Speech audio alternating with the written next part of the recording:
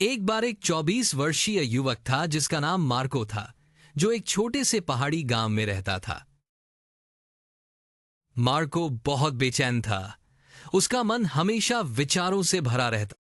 दिन भर विभिन्न विचार आते और जाते थे जो उसे बेचैन और थका देते थे।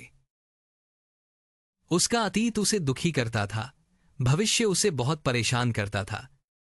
इन विचारों के कारण उसका मन एक तूफान की तरह था। उसे शांति नहीं मिलती थी, वह अच्छी नींद नहीं ले पाता था। और एक दिन मार्को ने पहाड़ों में एक दूर के गांव के बारे में सुना।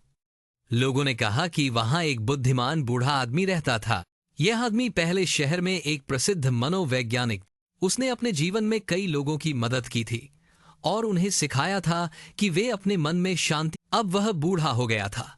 उसने शहर की व्यस्त जिंदगी छोड़ दी थी और प्रकृति के करीब एक शांत गांव में रहने लगा था। कभी कभी वह आगंतुकों को मार्को जिज्ञासु और आशान्वित हो गया। उसने बूढ़े आदमी से मिलने का फैसला किया। उसने सोचा, शायद यह बुद्धिमान आदमी मुझे शांति पा। कई दिनों की लंबी और कठिन यात्रा के बाद मार्को पहाड़ों के गांव में पहुंचा। जब वह वहां पहुंचा तो उसने एक छोटे से घर को देखा जो बहुत।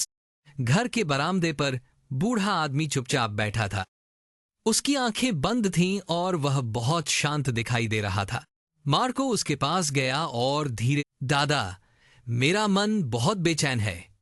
मैं सोचने से रुक नहीं सकता। मैं अपने दिल में शांति चाहता हूं। क्या आप मेरी मदद कर। बूढ़ा आदमी धीरे धीरे अपनी आंखें खोला और शांतिपूर्वक उसने कहा, तो तुम शांति की तलाश, तो मेरे साथ आओ। मैं तुम्हें एक छोटी सी कार्य दूंगा। उसने मार्को को अपने छोटे से आंगन में ले गए। फिर उसने एक गिलास को पानी से भर दिया।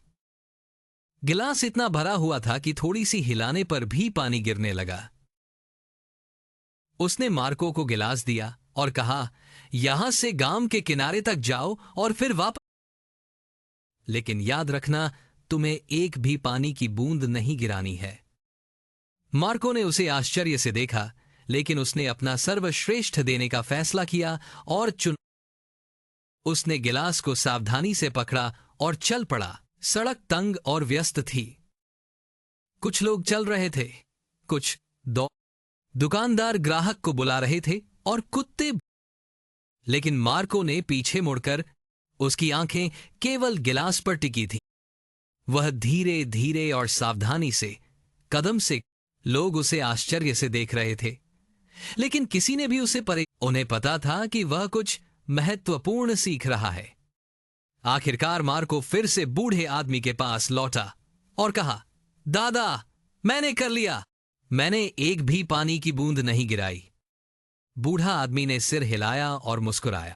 फिर उसने पूछा, यह अच्छा है, लेकिन बताओ, क्या तुमने सड़क के किनारे क्या तुमने कुत्तों को भौंकते हुए सुना?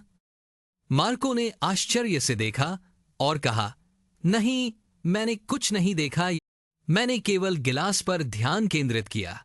बूढ़ा आदमी फिर से मुस्कुराया और धीरे से कहा, यही रहस्य है, कुछ ऐसा जो हमेशा तुम्हारे अंदर था, लेकिन तुम नहीं जान। जब तुम्हारा मन वर्तमान क्षण में रहता है तो डर के लिए कोई जगह नहीं होती, नहीं भ्रम और नहीं अनावश्यक विचार। तुमने केवल गिलास में पानी के बारे में।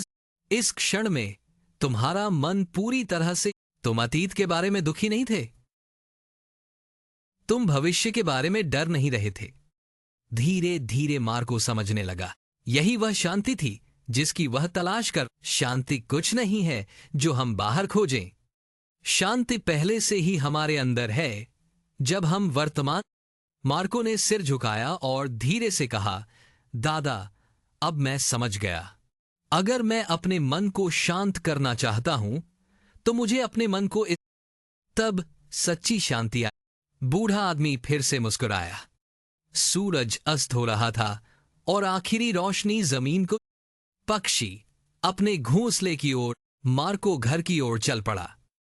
लेकिन अब वह पहले जैसा बेचैन युवक नहीं था, वह बदल चुका था। वह आंतरिक रूप से शांत था, क्योंकि अब वह जानता था कि अपने। अगर आपको यह कहानी पसंद आई तो कृपया लाइक करें और इसे अपने और हमारे चैनल को सब्सक्राइब करना न भूलें, ताकि आपको इस तरह की और प्रेरणादायक देखने के लिए धन्यवाद। हम अगली कहानी में नए विचारों और नए पाठों के साथ मिलेंगे।